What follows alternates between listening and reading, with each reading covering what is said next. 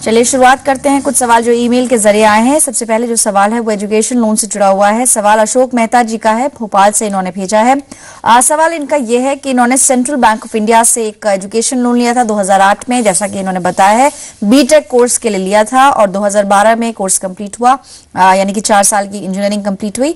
ये बता रहे हैं कि एनपीए हो चुका है इनका अकाउंट, यानी कि नॉन परफॉर्मिंग एसेट है ये बैंक के लिए। और अब इन्होंने शायद सुना इंटरिम बजट में कुछ ब्याज में जो रियायत दी जाती है उसके बारे में, क्या ये एलिजिबल है नहीं, इस पर जानना चाहते हैं। लेकिन अनफॉर्चुनेटली इन्होंने ज्यादा डिटेल्स क्योंकि लिखी नहीं है, इसलिए बहुत ब्रीफली बलून जी आपसे चाहेंगे कि आप हमें कंडीशंस बताएं कि किन कंडीशंस में ये सब्सिडी दी जाती है।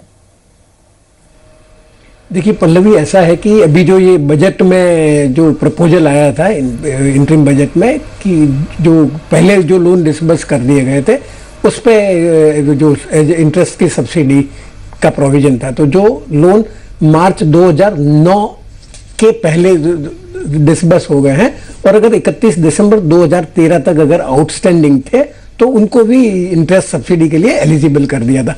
जहां तक एलिजिबिलिटी कंडीशन की बात है तो जो अगर फैमिली इनकम आपकी 4.5 लाख रुपए सालाना से कम है तो आप एलिजिबल है, अन्यथा आप एलिजिबल नहीं है। और हर एक स्टेट के लिए ये जो आपकी इनकम का जो सर्टिफिकेशन है वो अलग अलग अथॉरिटी है, कहीं तहसीलदार है, कहीं कलेक्टर वगैरह है, तो वो आपको चेक करना पड़ेगा। इसके अलावा जो नोडल एजेंसी है वो कैनरा बैंक है, परंतु आपको जो एप्लीकेशन है सब्सिडी की वो आपके बैंक के थ्रू ही करनी पड़ेगी। इसके अलावा मैं बताना चाहूंगा बाकी व्यूअर्स के फायदे के लिए भी, जैसे पल्लवी आपने बताया कि इनका जो एजुकेशन लोन है वो एनपीए हो गया है। एनपीए होने के आपके बहुत ज्यादा सीरियस इंप्लीकेशंस हैं और चूंकि ये तो एजुकेशन कंप्लीट करने के बाद में अभी शुरू कर रहे हैं अपनी जिंदगी, नए कमाने वाली की जिंदगी, और बिना आपकी बैंकिंग फैसिलिटी के आप घर नहीं ले सकते, क्रेडिट कार्ड नहीं ले सकते।